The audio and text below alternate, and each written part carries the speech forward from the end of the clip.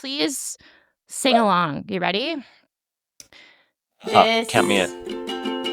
Is your strange It's your and strange and beautiful life. life. Wow. Hi, everybody, and welcome to This Is Your Strange and Beautiful Life. My name is Erica J. Schmidt, and on my podcast, I talk to people who may or may not have had the chance to transform their lives into spectacular TED Talks. And today, my guest is my super cool, ultra fit, deeply compassionate, and hilarious friend and creative genius, Kyle Stevenson. Hey, I hi. met How's Kyle. it going? Hi. I met Kyle during my year one university playwriting class, in which he played the leading man, the vegan life coach, in the stage reading of my debut play, She Is Not Catholic, She Is Vegetarian. And he nailed it. For years, Kyle and I dined on impossibly healthy food at Concordia's free lunch club, the People's Potato. Over piles of lentils and kale and beets, we discussed all our favorite topics, namely sex, anxiety, creativity, yoga cults, butt exercises, therapy, and how to make it as a writer. Okay, then we grew up and we would often reunite in Toronto on playgrounds, those little webby, ropey structures, very rewarding. And we would get caught up on the latest in gay husbands, deadlifting regimes, and what we're supposed to be doing with our lives. Kyle is famous for founding the wildly successful online pandemic workout class, CyberFit, also known as Push Up Club. He has been a devoted screenwriter for decades, and for years, he has been my dream guest. Kyle, welcome to This Is Your Strange and Beautiful Life. Thank you so much for coming. How are you doing? Thank you for having me. I am doing very well this fine Monday morning. Okay, I'm so excited. All right. So the first question is, Kyle, I think from a young age, I think both of us were perhaps anointed with this idea that we would grow up and transform our lives into spectacular TED Talks. That we just we would show up and extract our enormous potential, our exquisite gifts, and then whatever we did with them, the world would be like, yes, you did so good. Thank you so much. We're so pleased with you. You have an extraordinary life. Keep going. And I might be projecting here, but that's my sense. And yeah, can you describe maybe how that started and what did you envision as your spectacular TED Talk? So, when I answer this question, can I refer to our lifetime of conversations and stuff? Oh, Of yeah. things? Everybody should know that Kyle and I, we send each other podcasts.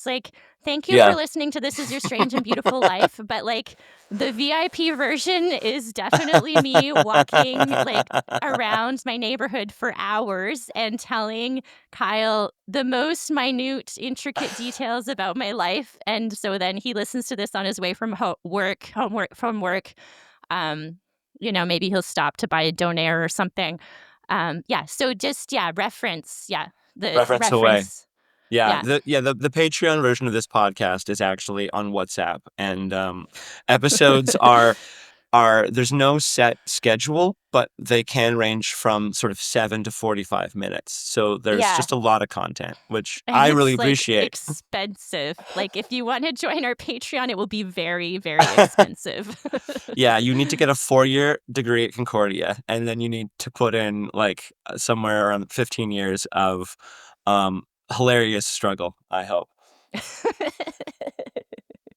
So a thing that I think about absolutely from a young age, I was like, well, why would you sort of not like achieve your wild dreams and be like recognized and lauded by the world for just doing like super uh great things that everyone agrees is like very, very impressive. Um, Nothing else really like made sense to me from a young age. But I don't like in your mythology, I think that you were sort of like identified, right? Like you were Yeah, like they were like she little that one genius over over there. here, and you're like Mhm. me. And So embarrassing, so embarrassing. well, I don't know if it's more embarrassing or less embarrassing. I think actually that it's more embarrassing to be me. And not to be identified, but just to like sort of self-identify, to sort of like to not have anyone tell you that you're so smart, but to be like, I think that I have maybe an incredible inner world, and that if only I could share it with everyone, they would not only be better for it, but they would all think I was obviously very cool and special and important. Like, I won a writing award in the 7th grade that I didn't know I was gonna win, and I won it for a story that I wrote in the 4th grade about a penny and a hammer. We all enjoyed a story about a penny and a hammer, and I think I was the only kid to, like, anthropomorphize those 2 items rather than be like, "One day, John picked up a hammer and hit a penny." I was like, the penny's name was Jonathan, and anyways, it was in the 4th grade. I don't remember the story, but, like, that's the only young time. Like, I was in French immersion, I was bad at that, you know? I was, like, a good student who then started to learn French and was bad at that, so that was a whole, like, you're a good student, now you're, like, not a good student anymore. So Mm, I don't, no, I feel certain now that my story is more embarrassing than yours. I don't know why, why other you than, were like special? Are yeah. you a younger child? Oldest of Older 2. child, Mhm. okay. I think actually that maybe my origin story is just, like, sitting in the car, and, you know, when you're a kid and you, like, put your head against the window and, like, the world sort of passes you by and you're like, "Wow." I think I just was too taken in by that, and I was like, "I gotta I gotta let this out," and then years later, you find out that, like, everyone was kinda doing that, but at the time, you're like, "Just me? I'm the only one Right, looking out you this window." like, I always just thought my sister's like this too, I always just thought that I was supposed to get the main part Mm, in the plays, like, in the grade 1, like, Halloween concert. I was incensed if I didn't get to be the head pumpkin, right? right. And, like, yeah, my parents didn't say, "You're so special." Maybe. I no, anyways, well, okay, spectacular TED Talks. But what did you think your inner world, like, what part of your inner world did you wanna share? Like, did you wanna be an actor, like, writer? Like, it turned into a focus on writing. I do think that, like, I suspect if I had had, like, for example, like, my dad was a phys ed teacher, so, like, I played a lot of sports, I still like to play a lot of sports, but if my dad had been a music teacher, for example, if, like, someone had, like if I'd been raised with that sort of, like, emotional creative outlet, for example, I think I might be a struggling musician. You know, like the book that turned me into like a big reader was Bruce Coville's My Teacher's an Alien. That was the 4th grade. It blew my little mind. I was like, holy cow. Books are so much fun. And so then you read a lot, and then just whatever you're doing, you're kind of like, what if I did that? You know, like there's a Yeah. natural question. You're like, I'm doing if you what's another example of a thing someone can do? Like, I mean, so many kids, I was just like, I played tons of sports, but like nowhere, nowhere in my mind was I ever like, what if I became a professional You baseball player? didn't. Zero, It absolutely didn't. zero. But like many kids Right. are like, you know, they have a moment where they're like, I want to be a pro hockey player. And then, you know, maybe by the 10th grade, they realize that like at 5'5", they're not going to do it. It's But not for like, them. there is that moment where you're like, I love this. If you're good in your like your neighborhood. I'm sure we've talked about this before, but like once upon a time, we lived in like groups of 75, and so you got to be the best at something, just like de facto You had something your you were the best thing, at. yeah. And so like, and I'm thinking about the first question as well, because I think like, I won that award in the seventh grade, haha. But like by middle school, my goal for like an English essay was like not an A, but I I considered it a failure if our teacher didn't use my essay as an example for the other class. So I Oh, was doing, pressure. but that was honestly that was easy. I was excelling in one way in a small group, right? Like this was my 75. There was more, but there wasn't a whole lot more. So like you go like, wow, I see that I'm good at this thing. And then like eventually you're like I want to stack up against the world or like North Mhm. America, what have you. And then things get much, much harder because being one of the premier essay writers in the eighth grade in North Delta is not the same as, like navigating Toronto or Hollywood or wherever I like was gonna people say are making TV Toronto, shows. yeah. Yeah.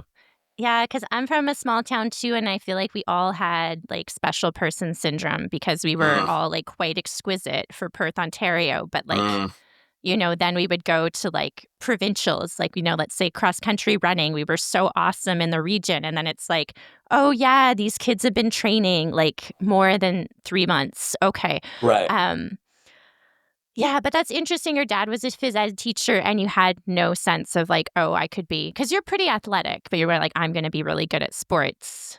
I mean, what's funny is that I've actually never thought of this before. So, we needed to record this conversation to really dig Yeah. into new ground. But like my sports history was like, I was either like as I got older, like by the time I was like 13 or 14 or whatever, I was either the best or a really good player on like a low level team, or I was a very low level player on like a decent team. So I was just never like, there was no analogous, the English teacher wants to show the other class your essay for sports. So I just Okay. knew that like I was in like the pantheon of people being good at sports. I was like, I am not that good at sports. Mm. I'm passable. As an adult, with a lot of like creative friends, um, I'm Oh, I'm artist I'm friends, not strong. athletic. Right. I'm strong at sports. But like if someone's actually good, they're better than me. It's sort of that thing where if you learn like a little bit of a language and someone speaks none of it, they're like, "Oh my God, you speak Mm. so much Turkish." And then if anyone is like, "Oh, I took Turkish for 4 years." You're like, "Well, you're much better than me." Right, it's like speaking French in Alberta, right? Like, Yes. we can Uh-huh. all, like, get by pretty well. Uh-huh. Um, right, but isn't it sort of tragic that, like, the things that we're good at, we automatically think I mean, I guess it's natural too, but, like, that you can't enjoy the things that you're good at for the sake of that. Like, I remember being 9 years old, taking violin lessons, and I showed promise for an 8-year-old, right? I'm Mm, sure it was suffering for my family members listening to Twinkle, Twinkle, Little Star over and over again as my obsessive little personality would, you know, do. Uh, but, like, why can't we be good at something and love it? But I find I love the things like, really pure love is the things I never really thought I would be that great at. Like, mm, ukulele, no delusions about becoming a rock star. right. Don't give a shit Uh-huh. when it sounds like shit, you Right. know? Yeah. But, like right? Writing is not really that fun for me a lot of the time because Mm, somebody told me I had this writing career waiting for me when I was mm, 11, so fuck right. that, you know? Right.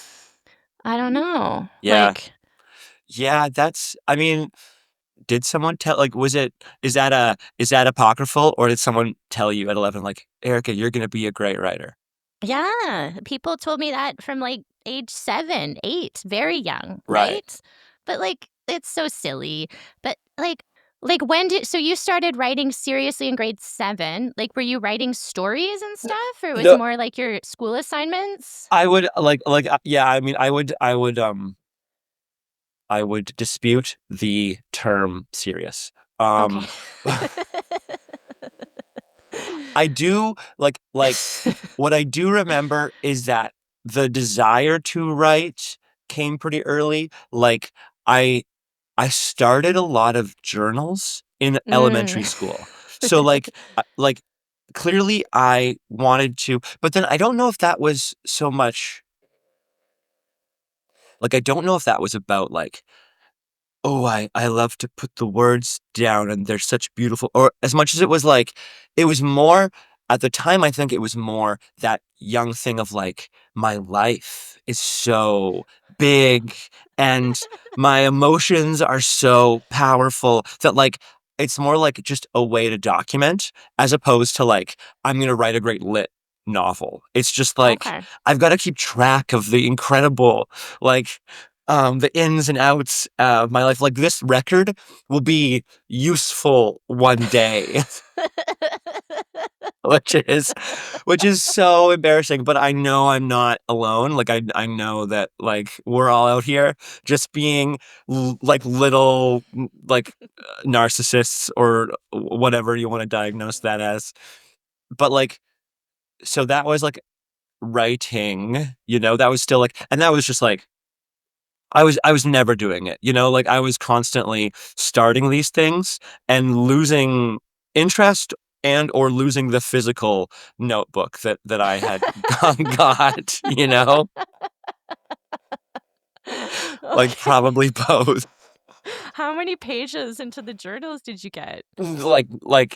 Half. Oh, Truly that's this pretty good. I think they were really small journals though. I think they were often it was the sort of thing Little where squares. little squares.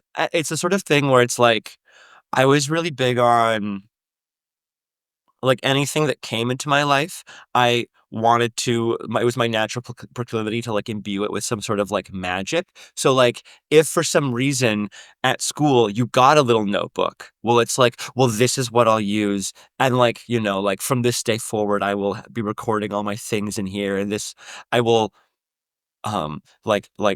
they handed out a weird notebook at a don't smoke assembly, and I'm I will forge this into a document of my life that will. And writing was a way to I think that it was a way that I understood how to funnel, and that's sort of why I mentioned the music of it all. That's another example. If my mother was a painter, I might be this is the way I'll funnel this feeling that everything is magic and special.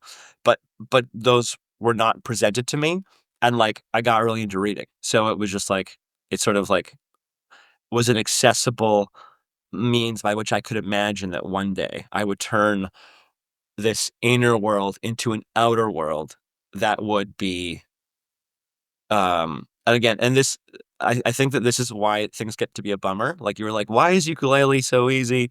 And the writing, like because uh I wanted to be important and I wanted everyone to love me. And so I thought that if that's there's a real huh, am I important?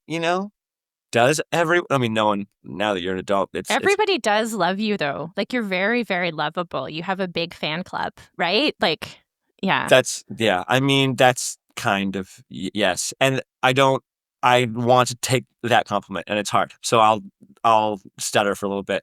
I think I'm pretty lucky in that regard. There's, you know, probably, this is a whole different question of to what degree do we,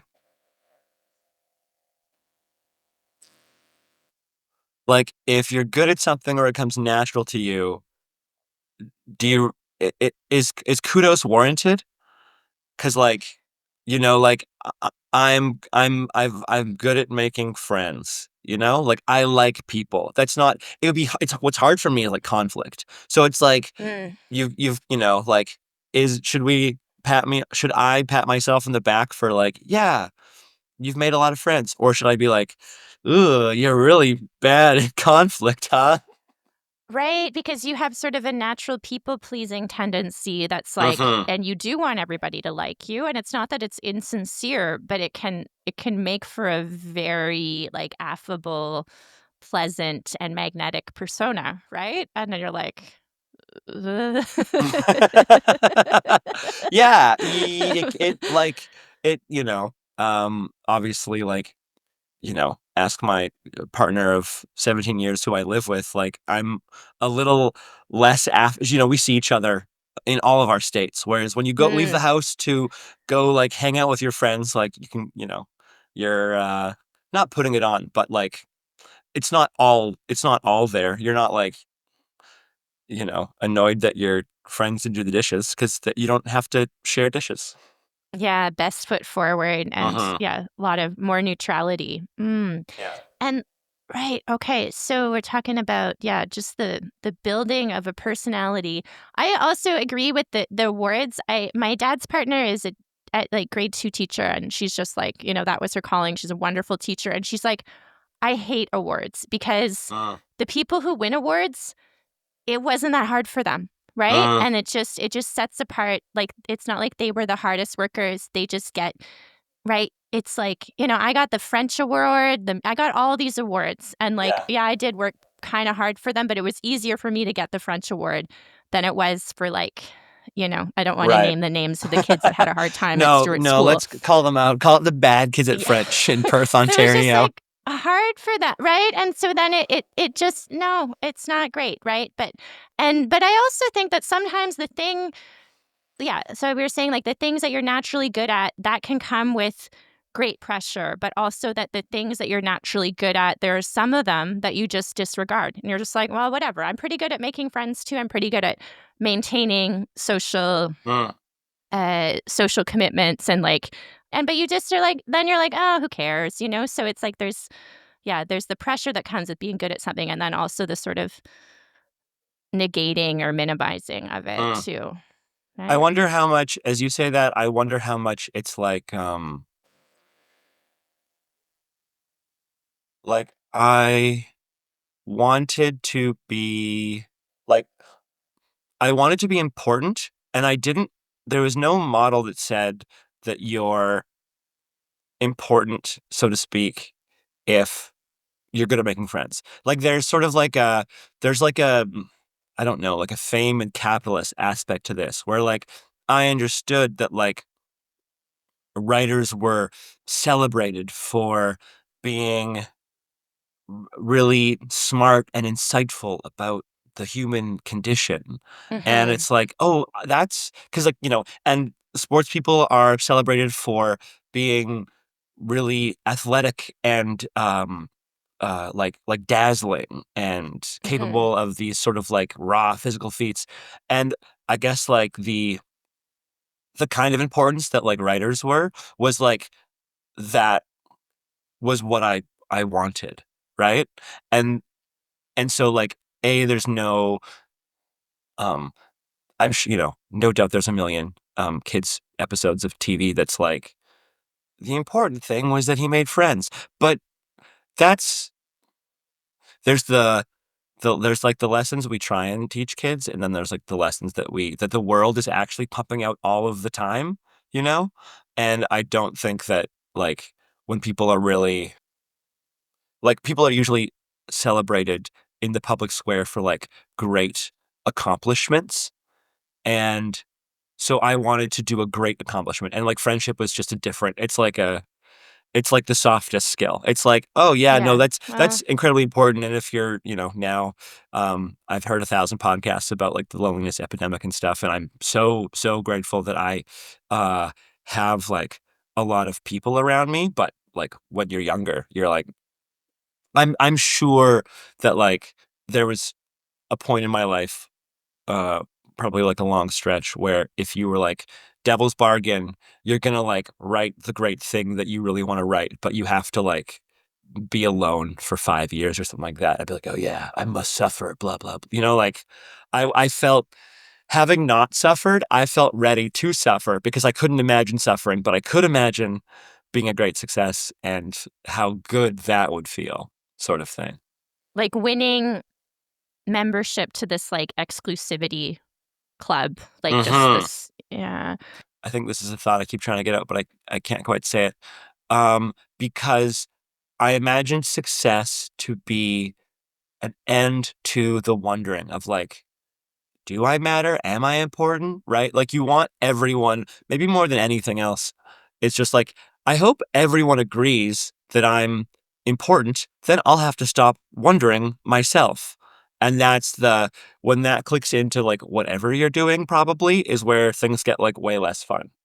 Yeah, like you've talked about, I remember having quite a massive meltdown over like a 35-minute voice memo. And you were just like, I wonder like how much time at the end of my life I'll consider whether my life was worthwhile and important. Like there's so Mm, much like how to validate your life. Like how can your strange and beautiful life be enough, right? Like mm, how yeah. like Yeah. the I'm kind stamp of of approval. right. And just like at the end of your life, I can't imagine you'll wish. I wish I spent more time wondering if I mattered. You know? You'll be like, all that time I spent wondering That's if a I good use. mattered, I could have been doing something like probably way more memorable.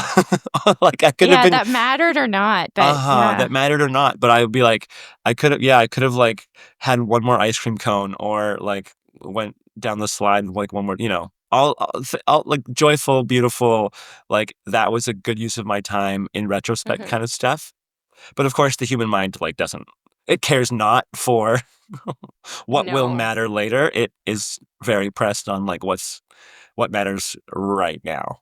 What seems pressing, and you can't really, it's so hard to convince it that something it doesn't think matters or does matter or the opposite. But then so you studied literature or something, and then you went to Concordia for creative writing? Y- That's Yeah, I do 2 years at Kwantlen, which is like formerly a college, now a university, in like the lower mainland. There's three campuses. It was a little guy on back in the Vancouver day. Island, everybody. Yeah. No, sorry, did I say No. not You Vancouver? said mainland. Yeah. Oh, the No, I don't know. lower mainland. That's just like a conglomerate of burbs in like, Oh, okay. Yeah, we don't yeah, know, but yeah. yeah. Okay. Um, I did 1 year EBC. I did Uh-huh. English language, which was kind of like linguistics, but only in English. It was half cool and half really boring because you have to learn Old English, Mm. and Old English is really boring and really useless, it seems. Yeah. Yeah. Uh, and then I was trying, by that time, I had like decided that I was going to be a writer, or I had decided that it was my dream. And so I was trying to live in a house with 10 people, party all the time, do my classwork, and also like write my short stories. And I couldn't make it work. But then then you came to Concordia, you had to like, but you had to together a portfolio. I just put Uh, a portfolio of excerpts together. Like, it's like I hadn't written a whole oh. thing in my life, but I was like, excerpt from the play back when I used to have a prostate. You've always been really good at titling things. Like, I think this is absolutely one of your strengths. So anyways, how did you get how did you do your portfolio? I Googled. wasn't as smart as you. I wrote 3 short stories. I think 2 Not an fiction excerpt. and 1 nonfiction. Um, you know, if one was what is really a writer, like I can looking back, I can see a little bit, uh, like it would have been better. It would have been a better indication about my sort of writing if I already had those short stories, but excuse me, I don't think that I did. No. I I probably by that time was already accruing like many incomplete short stories. Um I didn't really understand.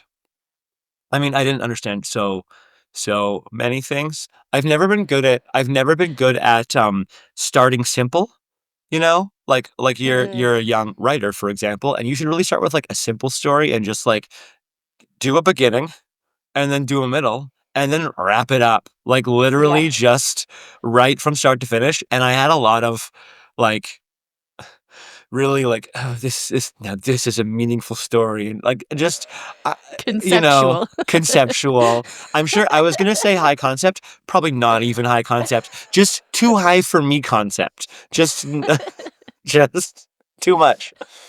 I was not nearly as smart as I thought I was. And so I wrote, like, the great thing about the application process, I guess, is that it made me write 3 stories, start to finish. Um, and then I got in. I was very excited about that. And then, it felt like, that felt big because it felt like school was the thing I spent the most time on, or it was, like, definitely, like, a focus of my life. And so it was, like, in my mind, this was how I was, like, committing to writing. Because it's like, you keep saying, you keep telling yourself you wanna do this thing, but now we're going to, like, it's gonna be your job, right? Like school is one of your jobs. It's gonna be your job to do that. And I wasn't I wasn't wrong. I wasn't wrong. Um, although I remember, I mean, I really enjoyed Concordia. I think you enjoyed Concordia, but you tell me. What I'm pressed to say is that, like, um, oh, so petty. Just I think that one of the reasons that we're friends is that, like, you were one of the only people's writing I actually liked in the class, you know? And Oh, you're really? like, That's nice. yeah, you're young and you're like, you're insecure about your own thing, and then you get there and when applying, it was like, will I stack up? Like, you have no idea. And then you Yeah. get in and you're like, amazing. And then you see other people who are in the program and you're like, you being here doesn't help me feel good about being here because you're It not was a mixed bag, demonstrating. I It would was a mixed say. bag. Yeah, like, I heard I don't know what it's like now, but, like, I remember being in a writing class before I applied to Concordia and being like, "Ooh, I can't apply for creative writing, I don't have any," and this guy was like, "You'll get in." Like, this guy I knew, and he's like, "You'll definitely get in with your writing," and I was like, "Okay." And what I found that there were some good writers. I found it surprising, but I am among these people, the people who were, like, struggled to finish things, right? Mm, And struggled, like, where like, to write a story, a full story from start to finish was, like, a big deal for them, right? But you'd think that at the university level, we'd have kind of, like, knocked off that milestone, but I hadn't, still really mhm. hadn't. What are short stories supposed to like, they're Truly, tiring they like, really, yeah. anyways, even reading them sometimes, often, but yeah, I guess, like, a different class, like, I found year 2 was maybe a little more elitist and not in the best way. Mm. Yeah, that was, like, yeah, so there's sort of some, like, disillusionment maybe, like, going to Concordia and being like, "Here it is. Here I come. This is how people become writers," and, like, then maybe. Yeah. Yeah. Well, so I don't even think like like I mean, I'm not prone to disillusionment, so this might just Oh, be I like am. a nature thing. Yeah, but I didn't. I I mean, I loved Concordia. I loved Yeah, Montreal. I had a good time too, It yeah. it totally ruled.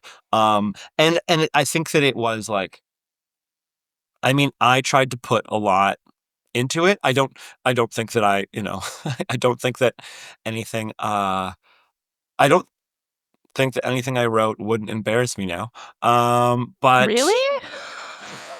You don't think? I don't think it wouldn't embarrass me. I do think Would it it would embarrass you? yeah, Oh, I yeah. do think it would embarrass I me, think to so be too. clear. Yes. Very embarrassing.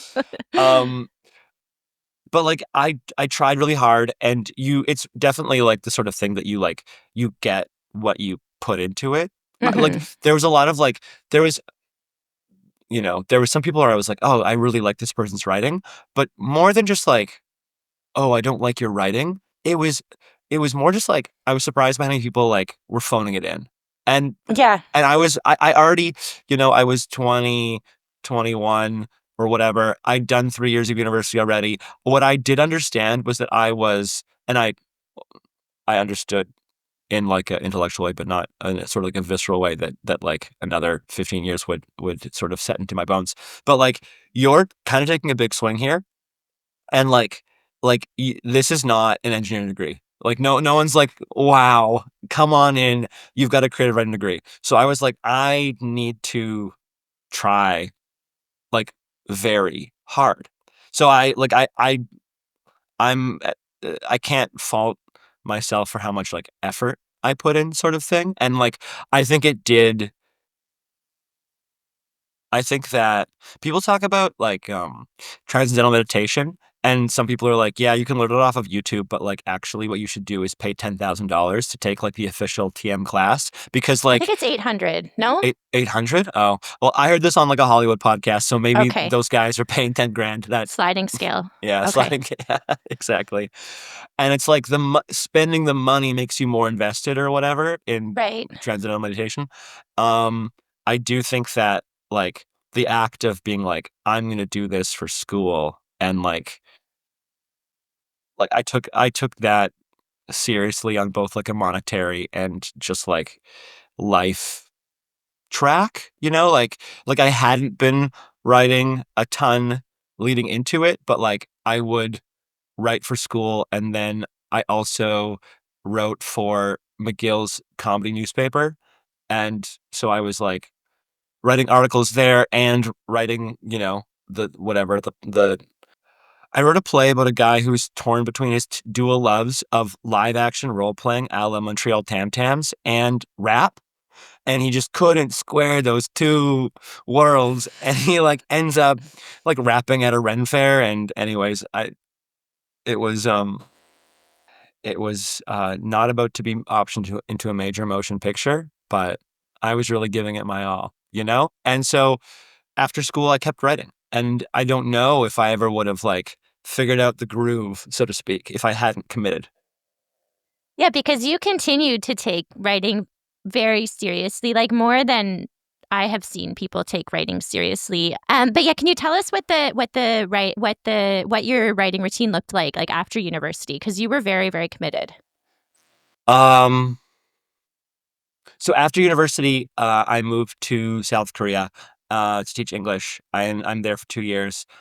At that time, alumni from the Red Herring, which is McGill's comedy newspaper, a bunch of us formed a now defunct comedy website called Nearly Robots. Oh Um, yeah. this was like we were doing this as, geez, that was like 2000 and like 9, 2010. So Yeah, I like think so. video Yeah. was already here, and it was already growing, and we were like definitely forged in like that, like the blog era, when like people actually like read things like on the internet. And in fact, we like were just thirsty for more. Like, oh, I can't. I hope I've woken up. I hope there's a new blog post for me to read on my like favorite cool blogs. Yeah. Um, and that's not obviously the world that we live in now. But we're not great forecasters of trends. So I think I wrote like, I don't know, like an article every 2 weeks to a month. It felt like I was writing a lot at the time, but that's all I was writing. I was like working. I ended up in a band, which was like the most fun thing in the entire world, like a rock band in Korea, and I Hmm. was writing. So you get off work, and you like kind of, hopefully in like 1 to 3 days, you like write an article, and then you're free until like your next one is due, sort of Right. thing. Yeah. Got a big check mark. Uh-huh. But just like I mean, for that, like it being a group, and we all relying on each other to, because we really wanted like user submissions, and we hoped for this to be like a little bit of like a Canadian Weird McSweeney's or whatever. Ironically, the only rule we had was no fake news articles, because we figured the Okay. Onion was had that covered. And we started the same year as the Beaverton, I'm pretty sure. And there was some overlap with the writers, and you know they don't actually know what the Beaverman's up to these days. I think they're still around. I think I they had think a TV so, yeah. show, and Mhm. there's no more TV show, but I think the website's still around. But it turns out there was a far more of a desire for onion style fake news articles, funny news articles, because now fake news means something sad.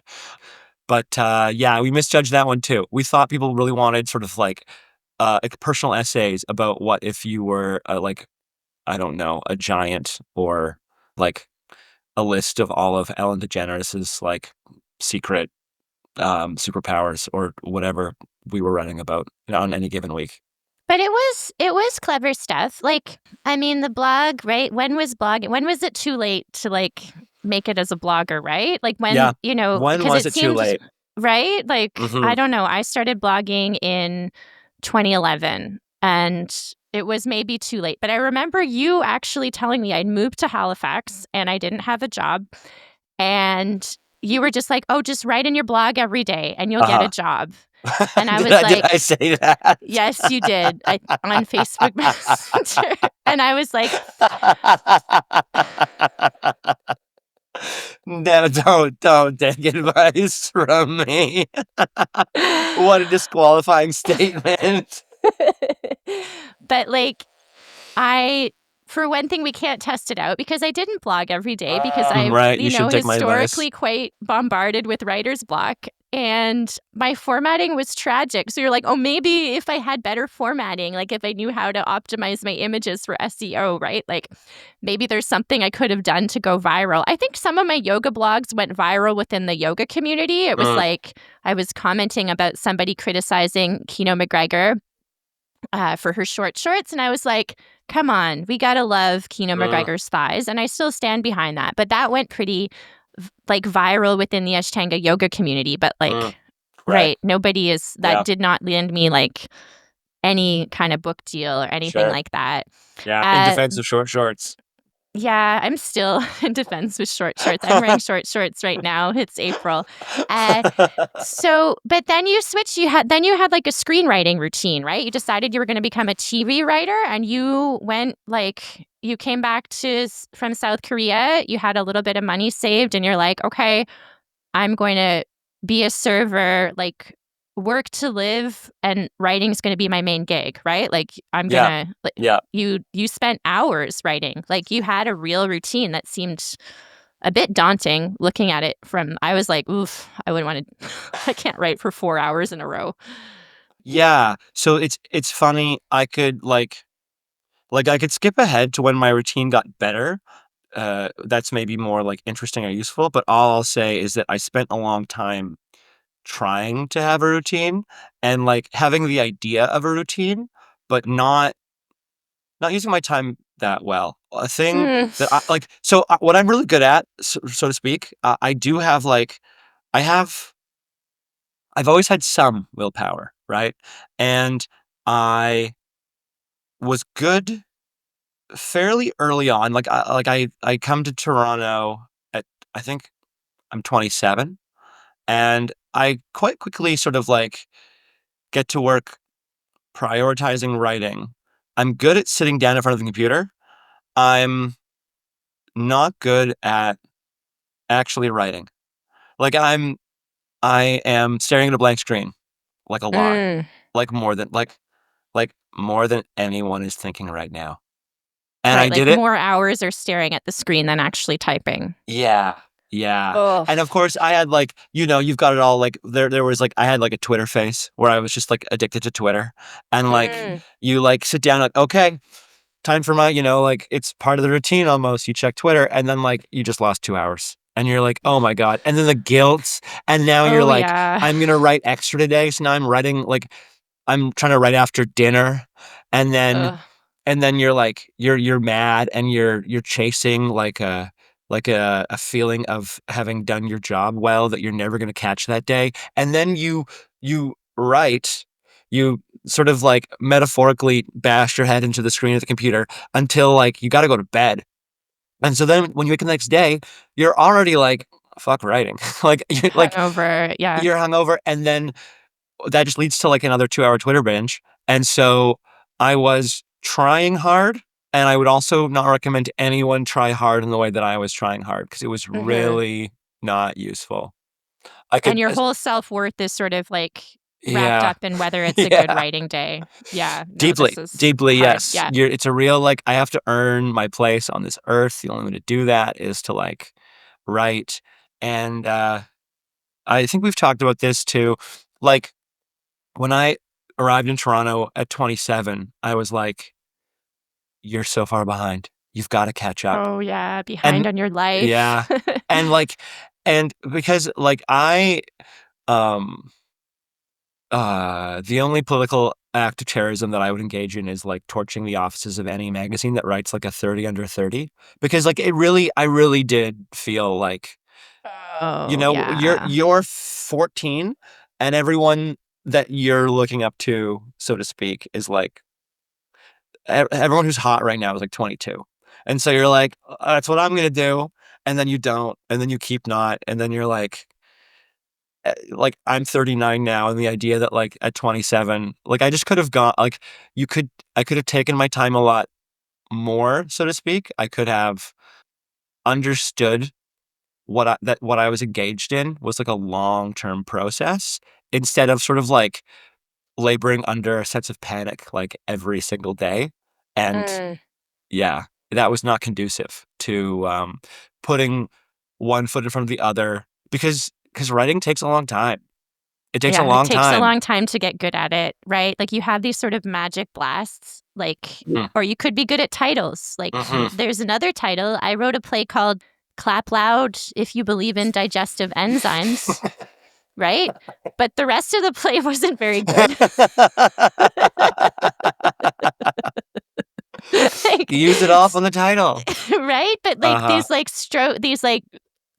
hits of genius, it's not always, like, it doesn't always infuse every sentence, and, yeah, Yeah. it takes a long time. It takes a long time to get good, and it also just takes a long time to literally write.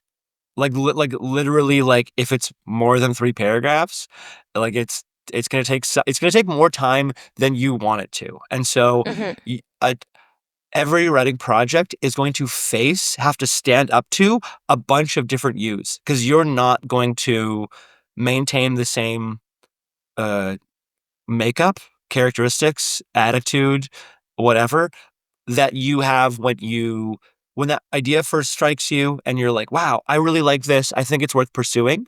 Like, that you is only gonna visit from time to time. And so, like, like, it has to weather a lot. And so it has to take a long time, I think, or some time, or more time than you certainly want it to. And, yeah, I didn't know that, and maybe more than not know that, I didn't know how to deal with that. It's one thing to be like, intellectually be like, "I know this," but it's another when you wake up and you're like, "I hate that idea." Yeah. And you're like, "Oh, what does that mean?" And you're like, "It just means that you're a different person today." And because I felt behind, I felt like, and here's like, just massive, an absolute delusion on my part. But you're like, I thought, despite very little proof, I thought that sort of like I was good enough. I just had to like unlock it in like a real sort of like Hollywood kind of ending kind of way, when the hero just like, if the hero gets mad enough, then now he can beat up the bad guy who was beating him up the whole movie. It's just like, well, but now his family's in danger. And so, he's the mama bear lifting a car. It's like, that's not the way that progressing in writing works. And so every day I sort of, on some level, imagined that today I would put in the heroic effort and unlock the incredible talent that I had to that I was going to say had to believe. I don't know. I could probably do a massive digression on why I believe that, but needless to say, I did, and it's very embarrassing. I so you're just like looking for this Herculean effort on like a bunch of different levels, as opposed to being like, I am making one brick today. If this brick is not beautiful, it's okay. The wall is made of so many bricks that like the beauty of this one brick, it doesn't, it actually doesn't matter. And a big part too is probably 'cause, like, I cared a lot, and so I was really bad at, and I'm curious how you feel about this. Um, I was for a long, long time, and I'm only a little better. The idea that, like, the first draft is a throwaway, the first draft is the vomit Oh, draft. I yeah, found 'cause it I don't like physically that. Yeah, painful to me too. put words out that I wasn't like, this is it. And like you were saying, you only get the flashes. You have those moments where a bunch comes out and you're like, oh, that's great. But This is worth it, yeah.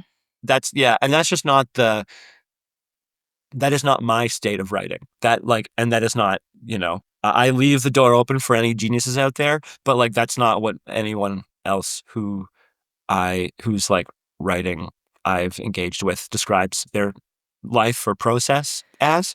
Yeah, I mean, I've talked about this before, but I am the worst at showing up for shitty, and I know my first drafts are shitty, but, like, I actually no, I it's agony. Like, it's agony if it doesn't Yeah. feel, and at least it has to feel like it's coming out fast. Like, it just can't be, like, Mm, one sentence every, like, 25 minutes, but yeah, I don't know. Yeah, I talked about this in another podcast where it's like I binge write, and then it does come out kind of fast, and I feel good about it. But then I just don't do it. Like I just don't write because I'm like, this isn't coming out of me, so it must not be meant to be. I'm going to do something else. mm, But I go like months and months without really writing, except to my letters to ChatGPT and right. Claude AI. That yeah, I keep them abreast on everything because it's so important. But then, like, but how did you? But then, like, would you say you became like more like more patient, like more like were you staring? Because you did this like so age 27 to like throughout your 30s. Would you say that you got like it got past the agony high pressure stage for any number of years, or was it sort of like a bit torturous? Um, yeah, no, things did get better. I feel mindful, like, I feel like a bit gloomy, but things did get better. Um, how did that happen exactly? I think like in a lot of ways it was slow. I'm sure I'm forgetting like flashpoints. I'm sure I'm Oh, forgetting you like say you don't things. have a good memory. I have just the worst. I have the best memory, and it's tiring. It's- It's so tiring. You do remember my life very. I mean, I'm not sure if you Yeah. like went back and like checked some old conversations, but you have been you have been summarizing my life better than I expected. Anyone to really. I remember I took a class at Second City on screenwriting. That was really, really useful. I had a great teacher there. So like now it's 2025. I think that maybe in something like 2018 or something. I think I was doing better. Um, Things that really helped me. I rather so I used to write in the hot water closet of our house, which if you could see it, it's very, very small. I think I like to tell that story because it makes me feel the little closet was like, oh yeah, it's what a marker of how hard you're trying. Austere. Yeah. Austere, thank you. Yes, it was austere. Um, but it's also where I played mass multiplayer online games. So I found that like getting up and like going to the library in the morning and like that being my writing time. So like A, you're out of the house. B, you don't do anything else at the library. And then I would get up, do it first, and I would leave at like noon or 1. And then um I think it's so like so important to put it down like every day, like to have a time to do it. But if you if you mess it up, if it doesn't come off well, like that whole like I'll make it up tonight, I'm gonna push, like if there's like there'd be times where I had deadlines and then like yeah, you've got to hit your deadline, absolutely. Although while those times were painful, they were also like a real deadline that's not self-imposed is like so valuable. But the to like the making a brick of it all, the like getting up to go to the library and then like, oh, okay, it's 1 o'clock. Or whatever. This was my time for today. And then like, that's it. If it was bad, then we'll do better tomorrow. Like, Tomorrow. and not even bad writing, but like if we weren't focused today, then like, okay, like you have to hold yourself to account. Focus better tomorrow. If you opened up your phone when you shouldn't have, then like, you know, modern technology is ruining us all. But like you have to deal with that. You have to find a way to deal with that. But you also are going to come in tomorrow so much stronger if if you literally forgot about it from like 1:30 p.m. till 10 a.m. the next day. It's like new Um, day, one day at a time. yeah, Like, yeah. yeah, and just that you're not like there's no heroic effort. Like it just doesn't it Yeah. it doesn't Why do really we think exist. writers are heroes? Like, it's just like, I don't know. It's like the people who are taking kids to the park on leashes every day. Mm. Like, those are the heroes. Like, right? Like, there's just like, uh, there's just, I mean, it's great. Be a writer. Sure. Like, wonderful. But like, yeah, it's just so dramatic. Like, Yeah, it is so dramatic. but our brains are dramatic. Like, the, Yes. Yes, they yeah. really are. And I think there's something about I wonder about people who are drawn to writing because um there's a lot going on inside your head. So you're like, I want to get this out. But there's a lot going on inside your head. So you might be a person in all the pantheon or types of people, you might be like among the people most likely to like, oh, are you creating a little drama about yourself inside your head? Oh, isn't that weird that you're also trying to create a little drama about like a bunch of made up people like on a piece of paper? Like it is the same part of your brain exercising itself. It's turning on you, and now you are caught in this like at least half fantasy sort of thing that's going on, and it's it can often get in the way. Like it can often Yeah. be really, really distracting from Oh, I what know. you think you want to do. Yeah, I am perpetually distracted from what I think I wanna do. Oh my god.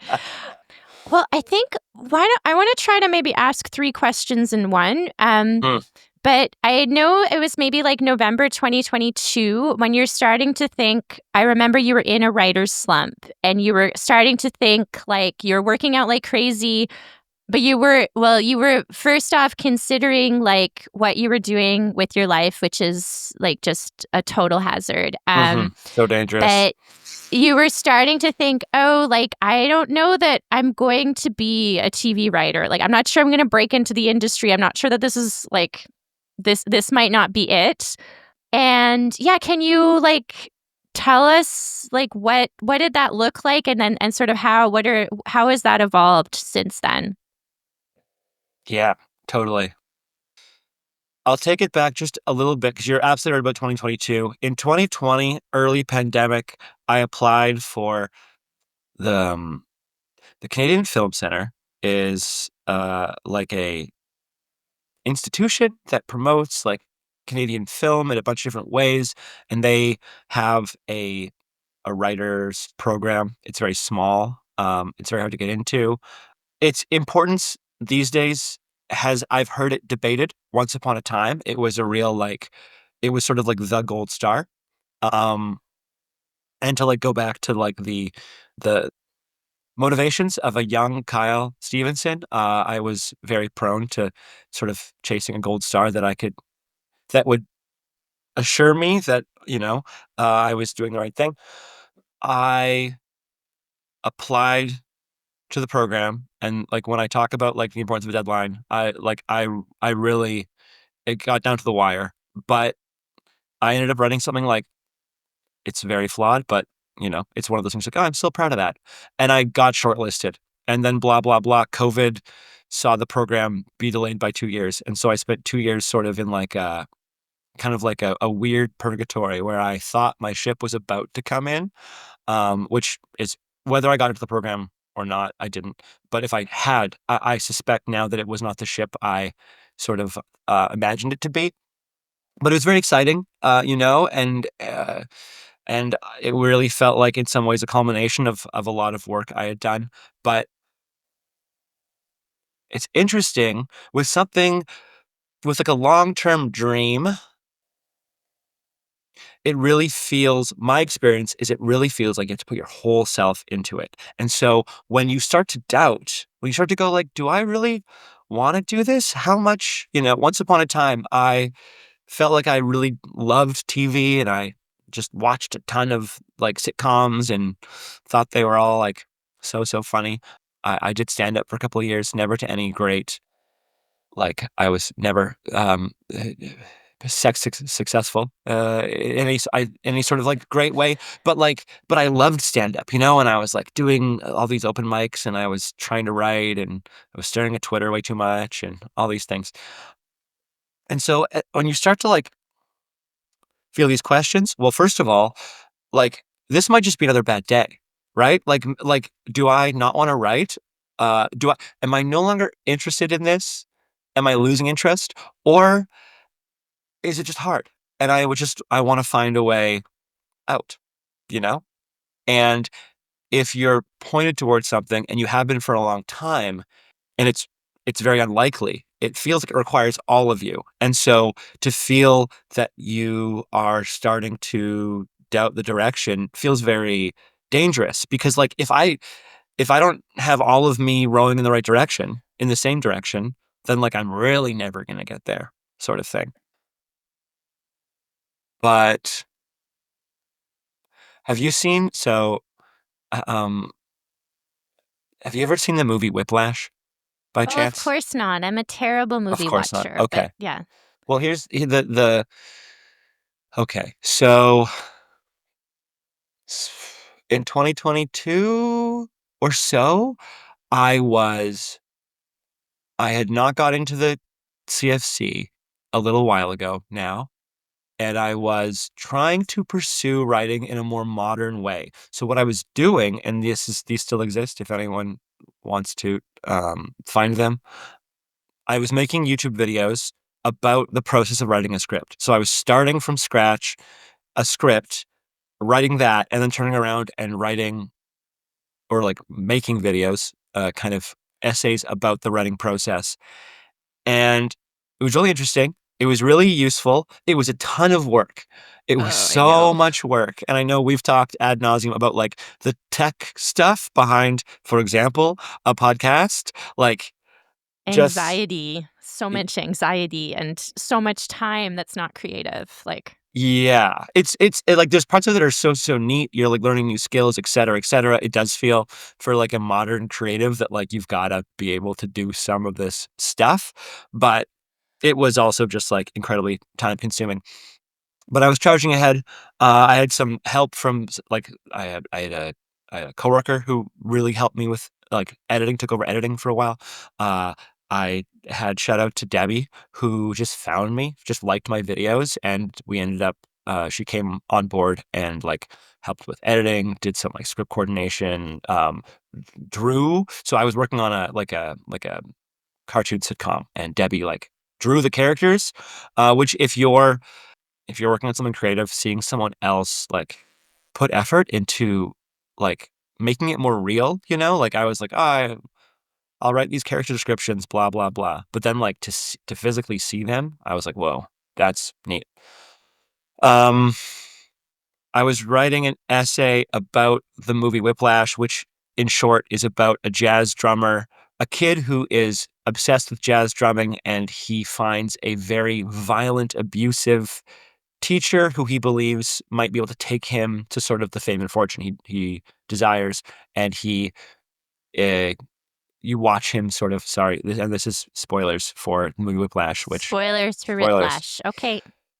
You watch him like give away like everything in his life to achieve this dream. And at the end of the movie, he has this one moment where he finally pleases the extremely abusive teacher, but you understand uh or what the movie has told you is that like by taking this path, like he is going to die by the time he's 30. He will get addicted to drugs. It's just going to be the stress of this will never end. Yada yada yada. And I was writing an essay about that because it had similar themes to the TV show I was working on.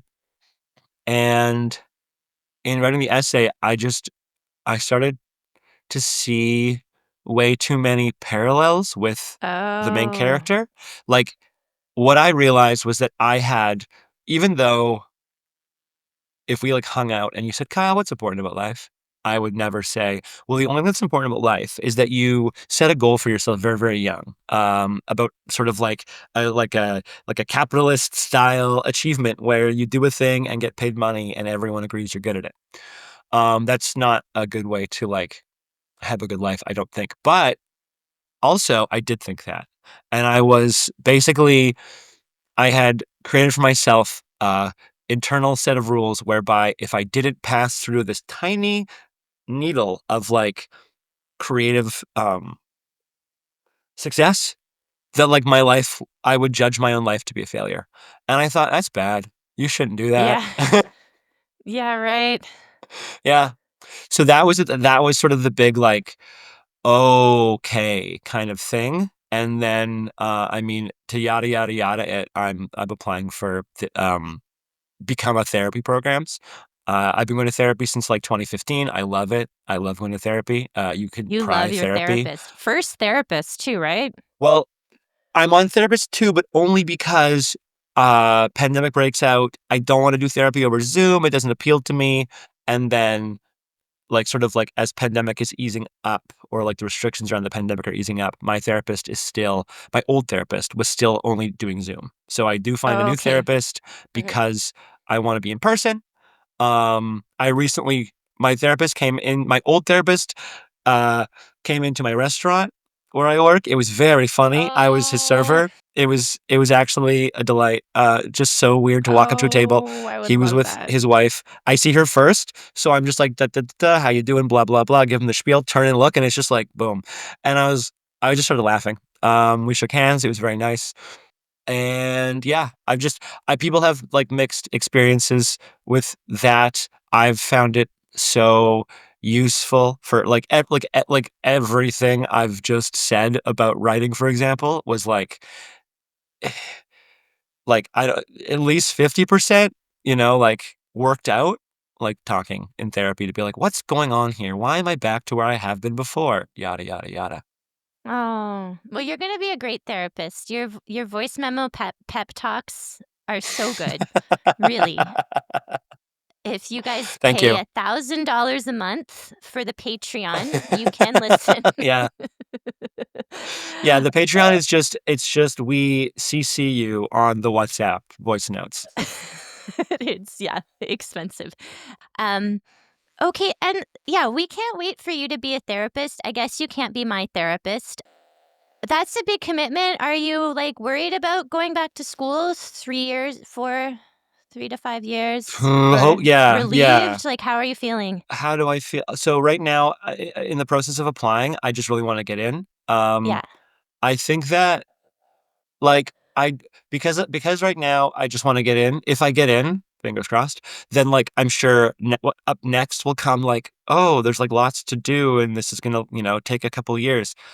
But I think how I feel right now is that I have spent so long, like for me, writing the visualization. I always thought it was like I'm in a boat and I have no idea where the shore is, and I can't stop rowing because if I stop rowing, I know that I won't make it to shore. But I don't know I'm gonna make it to shore if I do row. But I do know I won't make it if I don't row.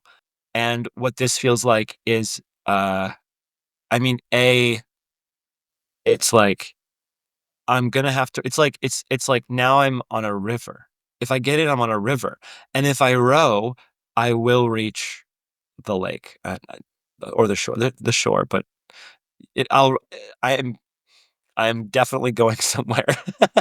Yeah, and that's the thing. I mean, it's just sort of the classic speech about writing is just like in most fields, you work hard, if you have a certain amount of privilege and ability, you go to school, you do your homework, you work hard, and then you get a job in that field, right? And you have moderate success. Right. And who knows if people are going to decide that your life is meaningful at the end, but at least you will get that experience. But like writing's not like that. And it's, yeah. Yeah. What is it? What does it mean to be a successful writer? It is, who knows? I'm Yeah. going to die and people will say I was a good writer. So I know that. Like, no, but Right. I've thought of, At the very least, at the funeral, people say like, and she was a fantastic writer. if she was writing this obituary, it would be exquisite. You know, maybe Uh-huh. only 3 paragraphs, but yeah, I. Yeah. Yeah. It's also so interesting.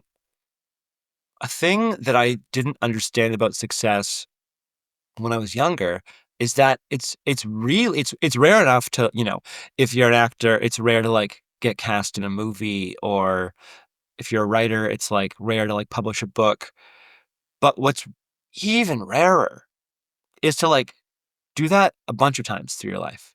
Like a lot of Yeah. people are in one movie. A lot of people write one book. A lot of people are sort of in the biz for 3 years or whatever. And just like, you know, I mean, I was so, as I think I started with, like, I couldn't imagine not taking like the longest shot possible when I was younger because, like, I'm the main character, you see, and so the main character always like gets there with like gumption. Um, Sorry, just embarrassing. So, so I like know. you're reaching for this, and then like what you really don't see is like there's a reason why everyone's like, wow, Madonna, she reinvented herself so many times, because most people who are Madonna's contemporaries put out like one album that people cared about, and then one or two more that people didn't, and I don't know what happened to them, And they were but in it's like, commercials. Maybe they yeah, became they interior designers. Like, we don't know totally, what they did. we don't know what Yeah. they did. So um it's like I hadn't written very much at all until I wrote the essay for the first application I just got in. And like it was really it was nice to write about my own life because I didn't have to make anything up. That was nice. Making things up is hard. It's hard to do. And then it was really nice to write unencumbered by that feeling that like this has got to be. I mean, it did have to be good because they got to let me in. But it's not like I need this to like, like impress a faceless producer that I'll somehow get this in front of. It just, the stakes were so much lower, and so like, to something we've been talking about, it's like I enjoyed it way more, and I was Writing able to for be your like, applications. yeah, yeah, Yeah. like, and so I don't think I'm done writing. And so I don't know what that means. I don't know in what form it will take. I put a lot of time into, I'm not some world-class writer, but like I'm way better than I used to be. And Yeah. at least I like my own writing, and I understand that if I don't like it yet, I know, like, I am better at what we were just talking about before. Like, okay, it's shit right now. That's okay. I have written enough to develop the faith in which, like, if it's bad, it just means like I don't know what I want to say well enough, or what I want to say is so specific that I haven't found the words yet. And that's just like, that's repetition, that's time, that's redrafting, it's what have you. Um, so yeah, I'm looking forward to like finding out what all of that means going forward. Like what happens when writing isn't life or death. It seems like it can only be better. Like it just like I've done life or death for so long. There's no way in which it's not better, or at least healthier. At least healthier. Yeah. Like not dying by, well, I guess we've all made it past 30, but like, yeah, not fatal. Yeah. Yeah. I think it could be like, yeah, I don't know. Everybody's like, I'm the kind of writer who likes having written, but I think some writing is too is too painful. I'm not sure it's always redeeming. I've always seen it as the most redeeming thing, but Mm, maybe it's not. Like, maybe it is sometimes, like everything else, you know? right. I remember, Um, I really remember, and I wish I knew his name because I really liked your writing. And there was this guy who he had like kind of like short hair, but it's kind of curly. And geez, was he he in our wore, class? Playwriting? I think so. Like, I feel like I remember us being in the same place, the three of us, like at Okay. least one point. But like, Big I curly saw hair. him much less than you. And I just remember him saying, some people, I remember him saying that some people want to be writers and some people want to be writers, which actually always stuck with me. And I Yeah. always have worried that that might be me, that actually I don't want to be a writer. I want to be one. I And, think that is like me a lot of the time. mm, Like, mm, sometimes I don't want to. But, like, right.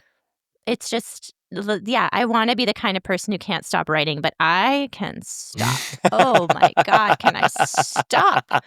I just like, except that I do have to write. Like, I have to write some, but it's all just like journaling. I have to journal, which is very, like, it's Mm, different. I have to write something down, but I do not right. need to write stories. I don't need to write novels. Like, no, not Yeah. like I have to make words in my head come out of my head. But Right. no, yeah. All right. Well, I don't know who that guy was, but yeah, the Yeah. Shout out to smart him. 21-year-old. Shout out to him. Shout out to Yeah. the guy, big curly hair. Yeah, we can't remember. Maybe he'll find us because That would be what a this dream. was, He's crushing it. He's such a good yeah, writer. it's so good. Um, but yeah, like last question before our listener question. Oh, it's so hard Mm, not to play with your hair on the video or mm. even when there's not a video, but um where does you are an enthusiastic exerciser. You ran the CyberFit pandemic workout club that was like the highlight of a lot of people's pandemic, I really believe. But where does exercise come into your life creatively, emotionally, therapeutically? Yeah, how does exercise work in your life? Um, I don't think I can overstate how important it is that like it is an absolute bedrock. Sort of going back to I was saying I can't remember all the flashpoints. I think definitely a flashpoint was I used to get up and I would try to write right away because I felt like I was always really behind. And so the most number of hours possible was the best, like every day I was like, today I'll write for 6 hours. And of course I couldn't do that. Like I couldn't do that. Like, unless there was like literally like a gun to my head, with like the CFC that was like, there was a sprint period where like I did a lot of work. But like without that, maybe some people are that strong. I am not. I've always wished I was, but I am accepting that I'm simply not.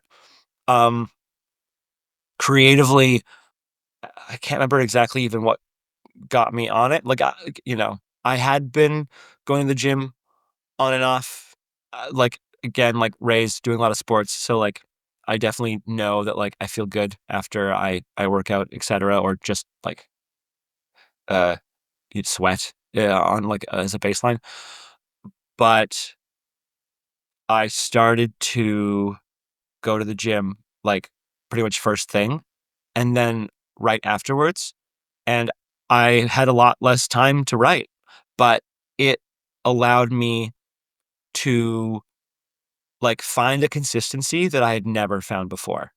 And like, it's so much better to actually write for 2 hours every day, or not even ever. I'm not freaking, I don't know that, but like 5 days a week, 4 days a week. That's so much better than trying 5 days a week to write for 6 hours and writing for like 45 minutes and hating Right. everything and like just being constantly at war with yourself. So yeah, I mean that like it just like I writing and exercise are like twins. They're like right beside each other for me.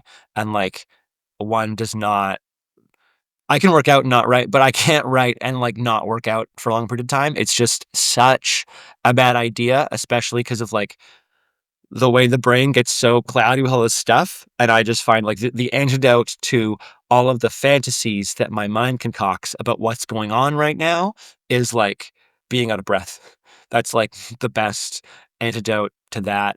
I was a big fan of like a high intensity interval training class on Monday nights at the YMCA by my place in Toronto. Shout out to Adrian, who used to run that.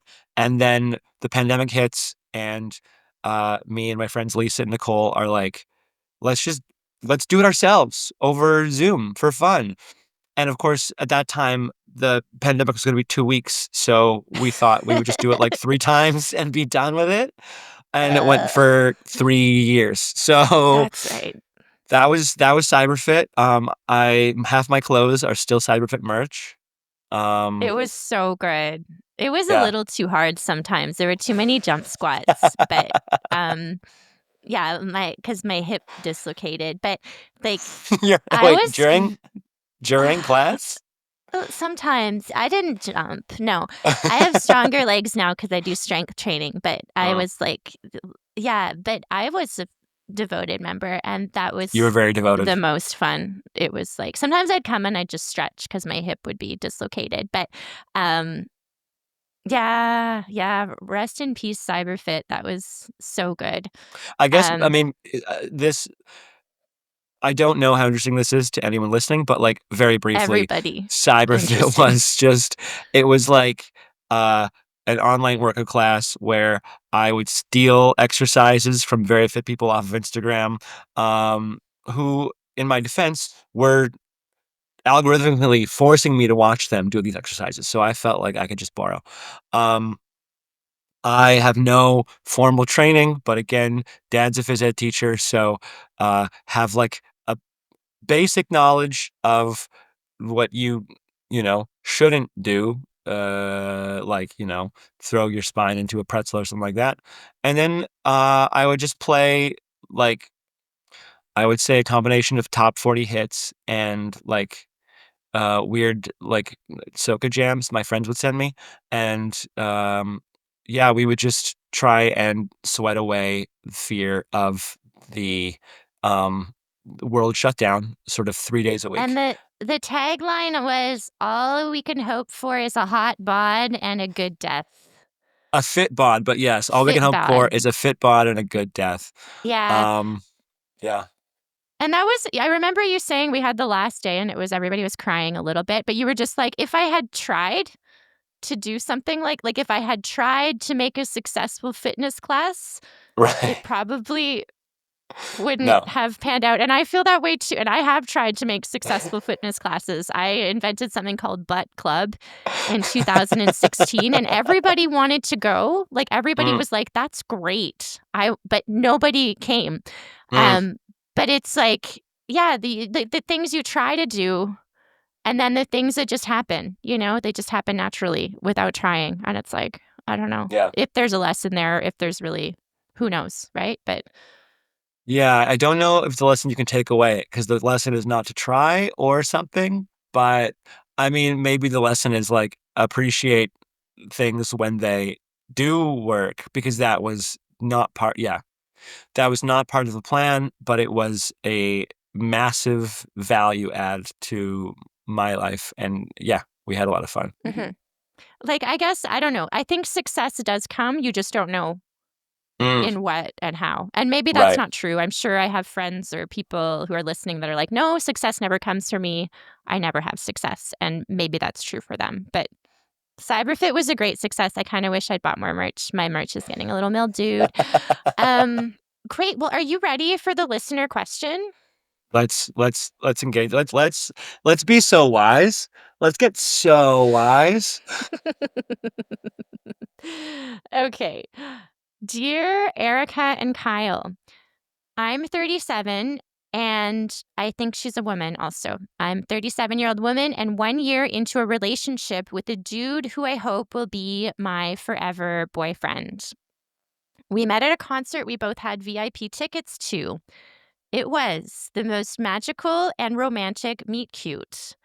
At the time, we lived about 4 hours apart, but we decided to keep in touch since we both had friends and family and reasons to visit our respective cities. For about 6 months, we regularly spent weekends and vacations together, and overall, it was wonderful. Though he often seemed busy with work, he would make time for some of the most incredible sex of my life. At around the 5 or 6 month stage, I had to make a decision about where I wanted to do my master's. There were great options in both my city and his, but given the budding relationship, I decided to take the leap and leave town so I could study and live closer to my boyfriend. I didn't see this as moving for love. We haven't moved in together yet, and I sublet my old apartment so that I can always go back. Well, that's smart. But we were both really excited about the idea of living in the same city. Flash forward, and I'm close to a semester into my program and worried that the magic is starting to fade. I'm blaming this on my boyfriend's job. Oh. My boyfriend and I hang out every weekend and spend maybe 2 or 3 nights a week together. I'm busy with school, but it's manageable. I'm able to work out, see my friends, and have a mostly balanced life. I would not say the same for my boyfriend. Soon after I moved, my boyfriend got a big promotion, and it feels like his job has taken over his life. He checks his messages the moment he wakes up all the way to bedtime. He's at the beck and call of his buzzing phone. It's rare that he seems present when we're together. He doesn't reserve any time to self care or even regular meals. He refuses to eat at the office because he says it makes him tired. Then at the end of the day, he'll gorge himself on takeout, be bored zoning out in front of his video games, and falling asleep. So sex is basically off the table. I know that being busy and tired is part of life, but every time we hang out and he's a shell of a person, I feel disappointed and rejected, not to mention sexually frustrated. Oh boy. If he loved his job, I'd be happier for him and maybe more understanding, but it seems like a toxic workplace. His boss is always yelling at him and everyone else, and people get fired at least once a week. Oh, God. My boyfriend says he wants to stick out the position for at least 2 more years for financial reasons and industry optics. But 2 years feels like a long time to wait to see if he will come back to life. Meanwhile, I'm pretty sure I want babies, and I've aged into the realm of geriatric uteruses. What should I do? Love, working to live while my boyfriend works to the point of self destruction. Okay. Uh... Okay. Okay. I mean, so I'm not gonna self-censor. I don't wanna, I don't mean, I'm not saying this being mean, but like, it sounds like this person's like, I didn't move for him, but like, but probably like You the wouldn't have moved if he self-conception, hadn't been there. yeah, Yeah. the self-conception is like, I didn't do that. I understand not, we understand not wanting our motives to be our motives kind of thing. But they were dating for like how many? Four months? 5, 6 5? months. Which is pretty short for like a move. Yeah, that's what you don't realize. It's short until like 3 years. Really, that's what I'm coming to the conclusion. It's like after 3 years, then it's like Right. Then Then you probably know. But like, one does not get younger, and so it's understandable that you take swings. People take, it makes a kind of sense to take swings. And there's lots of things where it's like you can't know unless you go. Like it's, they were seeing each other, they go to each other's cities a lot. So, anyways, it's like there's what decisions could have been made, who knows? But like then there's now where she's at right now. I was got stuck on the word refuse. He refuses to eat at work, for example, Mhm. because it says it makes him tired. And like that's where it's like if he if he if he never doesn't refuse, like if he won't change anything, like okay, like this is untenable. If he won't change anything, then like you're kind of stuck, right? Like that bodes ill. Yeah, if Um, he's like, I'm not willing to change my job, I'm not willing to change my eating habits, I'm just mhm, gonna be tired all the time right. for And 2 maybe years. right. And maybe like maybe he has refused, but maybe he might not refuse. Like maybe this is like a you've got to bring a different angle on it. You've got to better explain or something like you have to make it more apparent what it means to you. But if we take her like so we can imagine there's like different tracks to try. But if we imagine that there's just a blanket refusal, then then It's it's kind of a dire, right? non yeah, what do you call it? No draw, no it's a non-starter, I guess. I mean, okay, I feel very close to this person because I actually wrote a blog post. I'm going to publish it, but Mm. I was experimenting with my, the meaning of my life and I was like, "Oh, maybe I'll have an advice column and I'll either just publish these on the podcast or just like as a blog because it's 2025 and blogs aren't quite over yet. Maybe my blog will be special, but Well, they're I kind of did coming back, work. I think. Like You think the so? blog of it all. This is what here's the thing. Do I read any? No, but I'm being told by podcasts that blogs are back.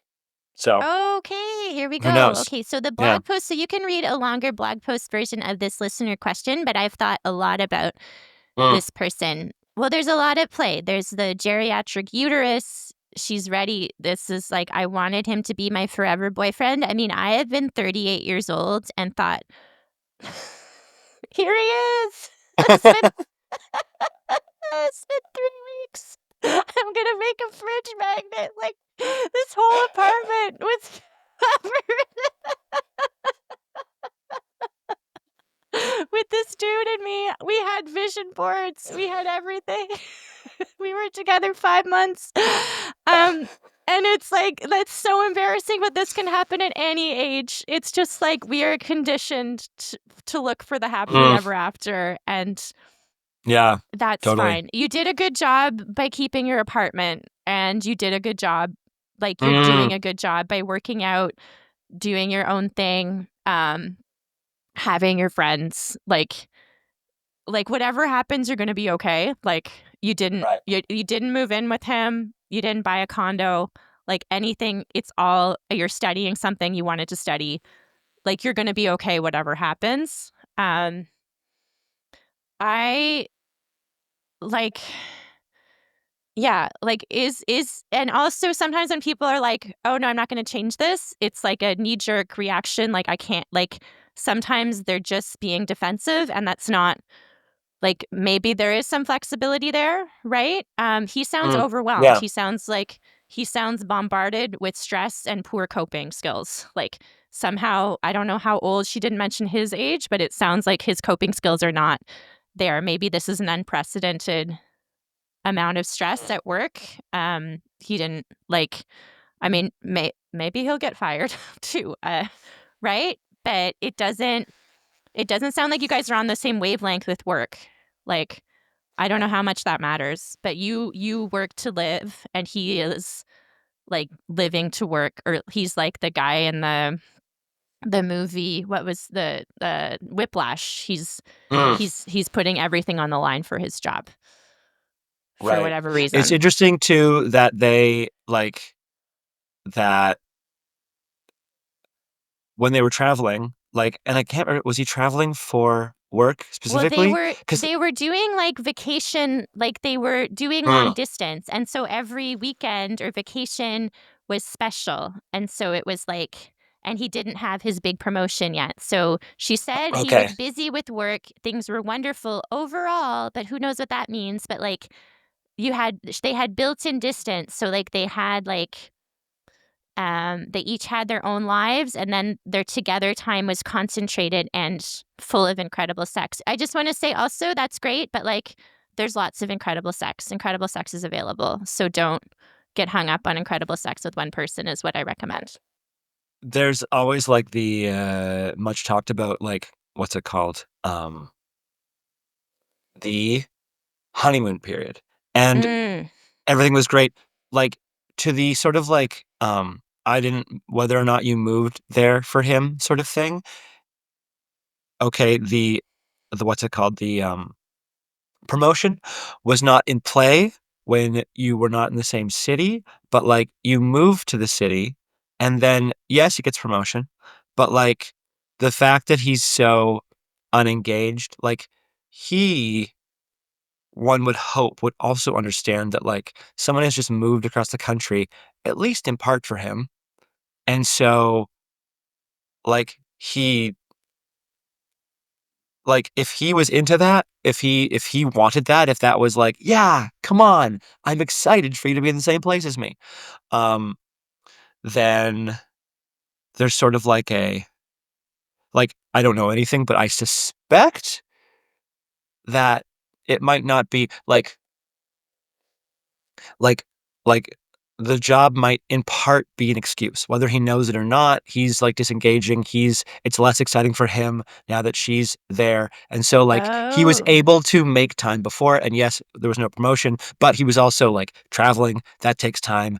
Now it's much easier. You're down the street or and to not be able to manage, there's something of like maybe it's all pure overwhelm, but like the way in which people are complex, or I assume people to be complex, it's like often the things we do are not from single motivators. And so it's like, yeah, I'm really busy, but like she just moved here. And the Yeah. fact that you're like so unengaged, it sounds like you also don't want to be engaged. Like Mm. that's like a guess I would make. And again, it could be Yeah. simple, but that's yeah.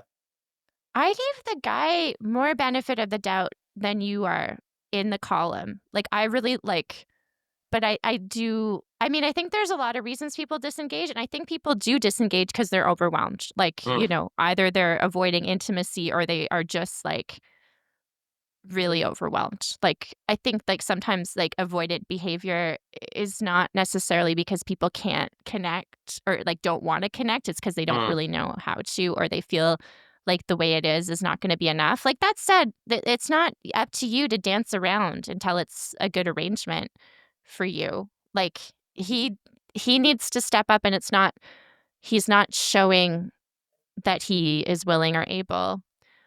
I well, what do you think she should do? I had a whole, like, three-step plan for her. oh, interesting. Yeah. Um, okay, well, I'll tell you what I'm thinking, and then you can hit me with your three-step plan. Mhm. Um, so if if we assume it is like you were saying, you sort of gave him more leeway, or you were more willing to sort of see it as like maybe like a pure burnout, um, I would say that like for a certain period of time, what she could try is like, what's the best way to put it? Like, okay, if you think he's really burnt out, then like, let's try to get him back on his feet, which will look like it might look like more effort, care, empathy on your part.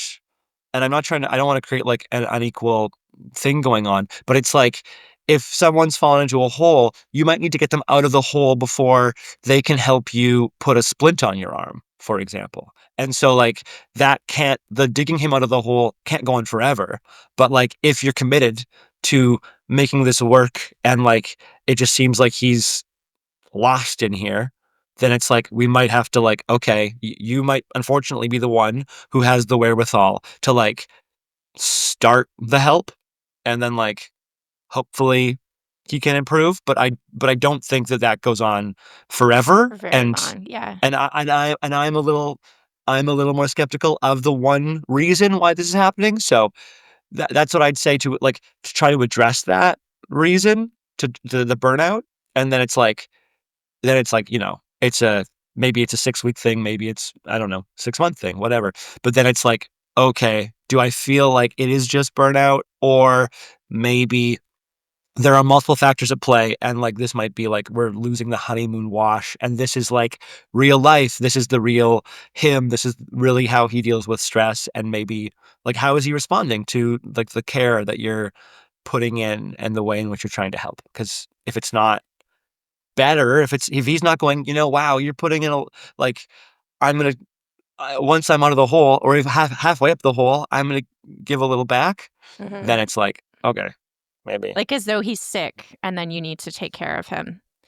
a little, like, yeah, a little bit. a little bit, but just like like temporarily. It's like, okay, Yeah, if we think that, yeah, if he's been struck by this awful job or overwork, toxic box or, like, then we horrible could give it some, forces. yeah, but I don't, yeah, it's not like when you say, he not take care of him indefinitely, and not take care of yourself. Yeah, I mean, I think that I always find it interesting that men and their eating habits, like, are just like, just like levels of responsibility that they never figured it out. Like, they never figured out, oh, when I eat this, I'm gonna feel pretty bad. Mm, Um, I drink that, just basic things that just never ingrained. I don't think that taking care of your boyfriend is great. Like, mm, I don't recommend the caretaking role, but is this just a period? My recommendation is that they hang out less. Like, that this was I had sort of like in my last relationship, the honeymoon period wasn't working out. It was over or whatever. But I don't know what you say it. I don't know if that was even the right definition, but there were like certain like incompatibilities that were coming up. And I got this advice from a friend. So it was like, hang out. I thought this was not enough. Hang out once a week, hang out on the weekends only. But I was like, no, I want to hang out one time during the week. So it was like one dinner, one sleepover. That's how I interpreted the advice. So really scale back. But in your case, maybe once a week. And then you have like built-in longing, which is a very good drug. Everybody loves longing. And then it's just like the relationship is not the center of either of your lives. It's like it just sounds like you're making this relationship your part-time job or your personality, and that's not serving anybody right now. Um, that was one of it. Like, you can't change somebody's eating habits. You just can't. You can't tell somebody to eat differently. Like, you can't change a person. Like, that's really the problem, right? Like, you have to take like you kind of like have to be like Mr. Rogers, I love you just the way you are. And of course, there's sort of like an agreement that we're all going to grow together, but you can't think like, oh, I'm going to like, if this person quits smoking weed and like, starts to work out, or like, if you can't have a list of all the things you want, mm, like, like it sounds like whatever job he has, he's capable of just like letting the rest of his life slide, right? I know that for me in my like I've had a couple of relationships with people I would call like workaholics by my standards, because I am not a workaholic in like the capital. Like, I work hard at certain things, but not no. Work-life balance is my religion. And it's not compatible for me to be with somebody who lives and dies for their job. It's just not like that's not going to work out for me. So you can't change a person. I know there were 3 points. I'm not sure I can remember any of them, but the other I could only remember the first one, hang out less. But the other one was give yourself a bit of time. Just like don't be like, I need to break up with them. I don't need to break up on them. Like, don't let yourself like just commit to him for a certain amount of time. Like, I suggested 6 months. You moved for this guy. Like, of course you have your baby clock, whatever. If you can freeze your eggs, I don't know. Like, maybe you can do that. But um I think because you want a serious relationship and you made the moves to make this a serious relationship, I think you do want to give it your best shot. So give yourself like 6 months. Put like a note in your phone that's like check in, but don't, every time he's like playing video games. I hate that though. Like, if somebody wants to hang out with like that, like don't. I hate it though.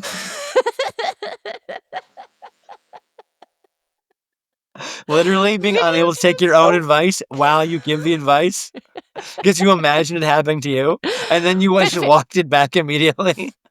Video games is okay. I used to have that on my list of deal breakers, and then I realized that it's not quite like having porn as a deal breaker, but almost so many people play video games, and it's not like so now. But it's like I don't want to like if you play video games, I don't want to be around for it. Like this is like Right. just go do that. Although I heard that surgeons are better.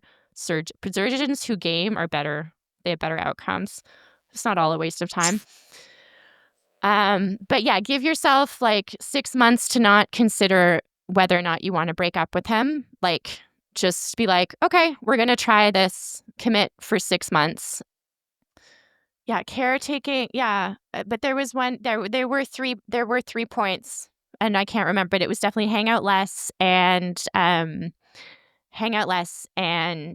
6 months and just like focus on you. Like, on your it's not a waste. But having said that, whatever the third point is that like let's say if you are always anxious and cuz I tried to take this advice, we're missing one of the points, but I tried to take this advice and 15 days later I was so anxious and I just was like I can't, this isn't working for me. Like don't having made like the however many months I decided I was going to commit to this relationship and I just wasn't well, and I'm not the kind of person that can like break up and get back together once a week or once a month. Like I just couldn't do it. So we broke up and very sad. Erica was very, very sad. Um, I remember those voice notes. yeah. It's so, I don't know. I don't know how. There's so many factors in a relationship. I don't like I don't do you have any tips, Kyle, for relationships? Like I come from like a long-term single background. You come from like been with Brittany since Halloween, like 2008 or something like this. So I think I actually 2009. I think I actually have this I think 2000. 2008, 2008. Yeah. Yeah. Okay.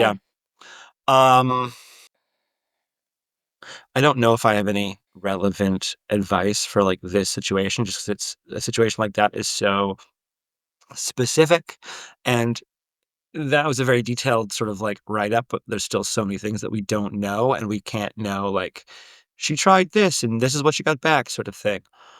But maybe the only advice, like the only thing I could say is that, to the best of my knowledge, to the best of my experience, is that it's normal if it's hard sometimes. Yeah. Um, I was like in that sort of like in the same way that I had a big fantasy about writing. Like I had definitely like a big fantasy about what it meant to be in a relationship, and my relationship is really great. And also, after like in 17 years, sometimes it's really hard. Mhm. Um, both like in terms of both of us, but also just like in terms of just like being in my own head. So and I don't say that so that people like stick around in stuff that's not working, but only so that if it's hard, it's not wrong just because it's hard. It's wrong because of the specifics that you find yourself in. So, like, do self-assess, but there's no escaping suffering in life. So it'll find you Yeah, everywhere and you are. love. Yeah, Yeah, truly. I think there's sort of like it's either like there's camps like, "Oh, marriage relationship is so hard. My partner is my greatest teacher," and just like a little too heavy, right? And then there's the like, "Oh, like when you're in love and you have your person, then everything is easier." And it's just like, like it should be easy, it should flow. And neither of these things are entirely true. Like there are lighter and heavier relationships, there are lighter and heavier connections, but I think we can normalize like having doubts, having hard times. And in my experience, sometimes the times are too hard. And like, I don't know. My friend, who's my friend? Jillian Trekkie, my Instagram relationship coach. Love Jillian Trekkie. Mm. Um, she she just has a lot of great grounded advice. Actually, I know what the second point was. It was Jillian Turecki says that stress is the greatest, is a relationship killer, is that stress is like how people manage stress. There are ways of managing stress, and yours, it's hard if that's like incompatible. And then I don't know what I came up with, but it sounds like your boyfriend is managing stress in very debilitating ways, detrimental ways. But yeah, like, oh, but Jillian Trekkie says that you like, if someone is constantly if you're constantly triggering each other's deepest wounds, it's maybe not the right person. And if you really want to change a whole bunch of things about the person, it's maybe not the right person. But you can also be like, am I very demanding on myself? Am I very perfectionistic? Is this sort of misplaced? Am I trying to fix his life because like that's, Mm. I'm that critical of myself and I try to optimize. Like it sounds like you're a very high achieving person. Um yeah, I I feel for this person. I don't know. I mean, she wrote to me a long time ago. I wonder how it's going. Me too. Yeah. Dying We to need we know. need we need guy with curly hair that I enjoyed, whose writing I enjoyed from school, to send us a message. We need a lady who moved cross country a long time ago for her stressed out boyfriend to drop us a line. We need everyone to get back in Yeah. touch. Let us know how it's going. Yeah, I don't know. So we have thoughts. Did we fix her problem? No. No, of Um, course not. no, We're not here to fix anything.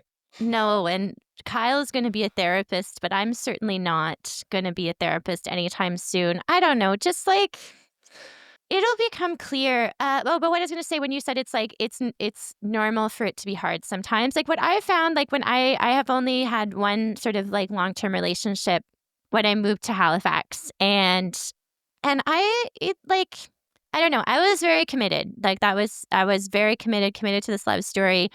I mean, I moved and I know about moving and feeling like if you move back, you feel like a failure, like Mm. especially the first like 6 months or something. You're like, like I would say I know when I say this, well, I remember like the first time I had a full on meltdown, like the first time he saw me in the breadth and glory of my emotions, which when I was 25, very intense. And I think we both were like, is she going to be like this all the time? Like, and like he did okay. I remember that weekend he went upstairs and binged on YouTube tutorials about Excel.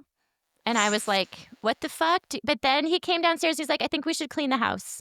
And we cleaned the house together. And I was not into cleaning back then. So I wasn't pleasant. And it was like, I remember being like, and this was like very early. This was like a couple months in. Like, and I moved for this guy, whatever. Mhm. And we were supposed to go back to Montreal to pick up my stuff like, so then this was kind of locking it in, like getting my stuff out of storage over the Thanksgiving weekend. And I think we were both kind of like, should, like, I don't know if maybe he didn't, but I was like, we had a very, very hard weekend and it was so early. Right. Mm. And then we still got the stuff. We had this long drive and we talked a lot, not about the meltdowns, but we just sort of bonded. And like there was like up and downs, and sometimes the downs you get closer, but it does sound like he needs to step up his coping skills, I would say. Mm. Your dude. Yeah, yeah, yeah. Well, yeah.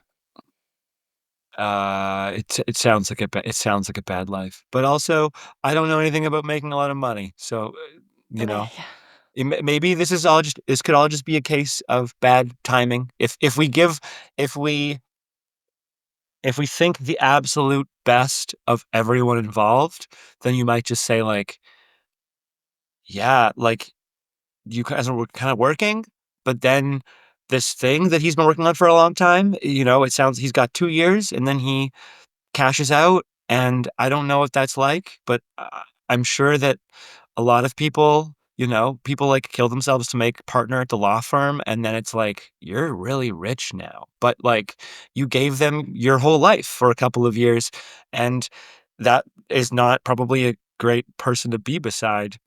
Unless you really value money and you think he wants to have kids and you want to have kids and they're gonna be You want his okay. money. Like there's so like that's what I mean. There's like so much that's a whole conversation. Hey, I want this. Like if we understand that you're doing this maybe for our future, then can I put up with it? Is that what we understand? Are you as committed as me to that? It's only been a couple of months. I would say if he's committed to that and you're committed to that, I'd worry about both of you because it's been a very short period of time. But then like things work out all the time. And also all the time things do not work out. Work So out. I know, and it's like and the truth is sometimes people do this, like, slow burn, step-by-step relationship, and then they are more equipped to know if they know. But so many relationships don't start like that, like, so yeah. many people are, like, as Jillian Turecki says, playing house after, like, a few weeks, right? And we're just, like, Hmm. hoping for the best, and it works, and then it doesn't. Right. Like, and good for you for trying, but also good for you for keeping your apartment.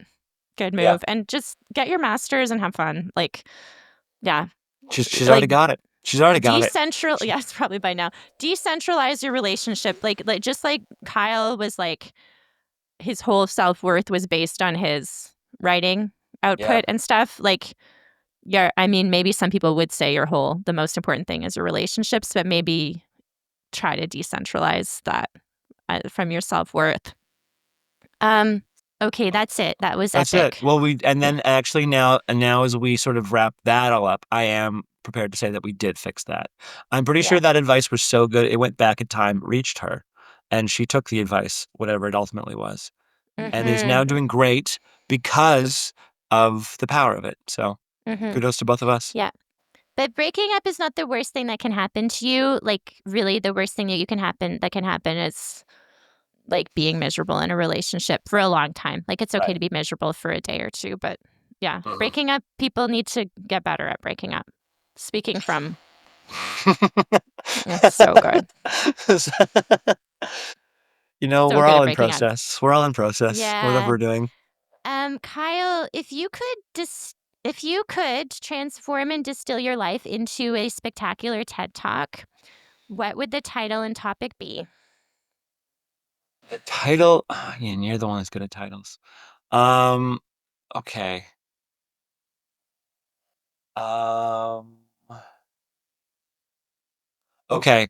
The topic would be on accepting failure, and the title would be failure. It's fun actually. Yeah. Okay. That That's sounds my catchy. that's the summary. That's the summary. And I was trying to Yeah. be catchy, but you're the Yeah. best title Yeah. maker. So It's if fun, you want to retitle actually. that, I'm open. Clap I'm very loud. open to new pitches. Yeah. Yeah. Okay. Um, great. Failure. Yeah. F is for failure. No, I don't have it. I don't have the title for that one. Do you think we should do the half bad ukulele segment? How are you feeling about this? I'm down. I'm down. Okay, so I'm I'm gonna go get my ukulele. Okay, I'll be like 2 seconds. perfect. Wonderful. Speaking of failure, the last half bad ukulele segment, um, virtual Mm, Riverside, online was a failure. okay. Because the mic the noise removal removed the ukulele, which maybe could have been good, but then it was just our singing, which was not good. Mm, Uh, so we'll see if this works. Did you want to introduce your song that you chose? And I practiced like once. nice. I chose "Living on a Prayer," and I get Okay. to now find out if I know the words. I think I know the Okay. chorus, Do you at want least me the to start. send you the I can look it up. tabs? Okay, and I think just we should just do one verse and the chorus maybe twice because there's Okay. a key change, and that's. Do you identify as a good singer? I love to sing. I we go to karaoke after work on Thursdays sometimes, Oh, and it that's is a fun. highlight of my life. I don't think that I am a I'm not a good singer if you're actually a good singer. But if you really can't carry a tune, I can carry a tune. So, Okay, I'm you're not I'm half bad. exactly as good at I'm yeah, I'm sort of like it's very similar to my relationship with like basketball.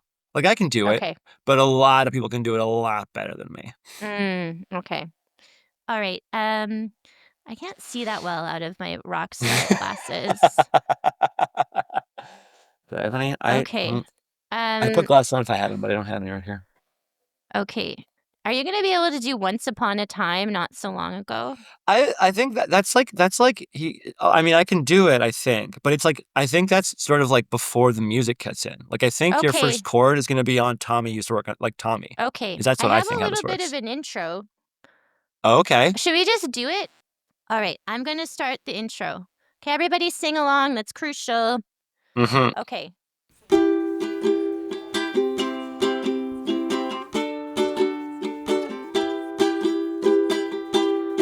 Once Okay. upon a time, not so long ago. Tommy used to To work on work the on the docks. docks.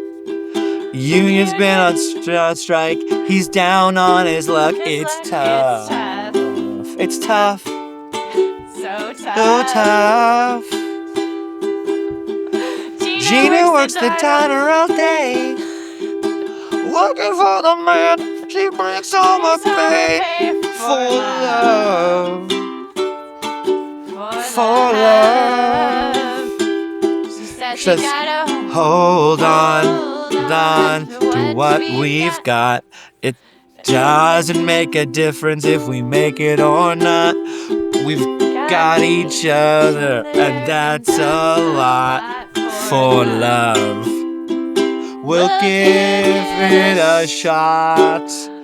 Whoa, we're halfway there. Whoa,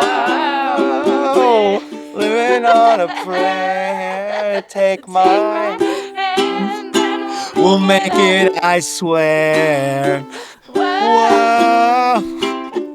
Whoa, living on a prayer. Living on a prayer. Okay. I think in the editing process, that's gonna be together really well. I think everyone's gonna be like, wow, they Wow. shouldn't be Okay. podcasters at all. They should be long distance band members. Okay. I think that's true. I want to take a photo of that. That was spectacular. Okay. Well, thank you. We'll see if that makes it in. I don't know if it was like there was a delay, but anyways, I think there was I think that we were both trying to sing with each other, but the internet is not as fast as we want it to be or whatever. So no. I think it's gonna be funky. Yeah. Yeah. Okay. Well, at least we have the photo. Kyle, this has been a dream come true. Do you have, where can people find you if they made it all the way to the end of this beautiful interview? Where should they find you online? Where can they go? Um, it's funny. I don't think I have anything right now. Okay. I don't have any Twitter or whatever. Twitter's over because Mhm. it's bad, and I'm not on any of the new ones. And um, my Instagram is just like I don't use it, and it's only people that I know personally, so I don't actually know them Okay. all. You know what I Great. mean? That's, yeah, yeah, yeah. So yeah, I have no. Oh, they could if they want to. Let me. I will pull up. I'm looking at my YouTube channel, and they could go check out my thoughts on writing, I guess, if they wanted to engage with me further. And learn about how to make a pilot, right? It's TV writing. You could Yeah. watch Well, some very enthusiastic videos. you could watch some enthusiastic videos, but also like they just stop because I realize that I'm headed into It's an tiring. abyss. So, um, but there's I I'm proud here. What is this channel called? Oh, it's called Public Access TV Writing.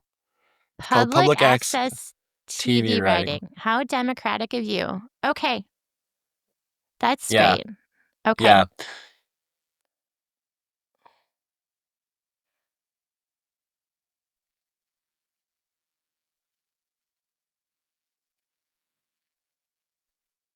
Yeah. Well, I'm still going to I might tag your personal account in the show notes, or I might not.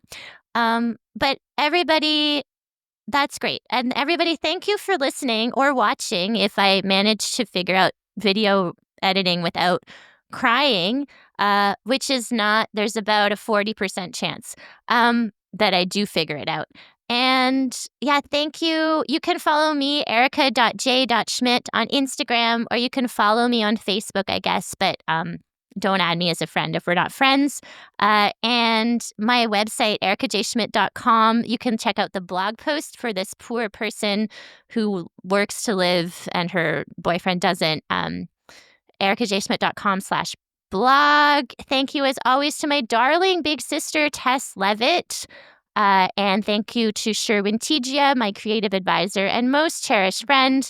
Thank you to the dearly departed Eileen Gunn, whose surprise and generous gift helped me to pay for some of my podcast setup.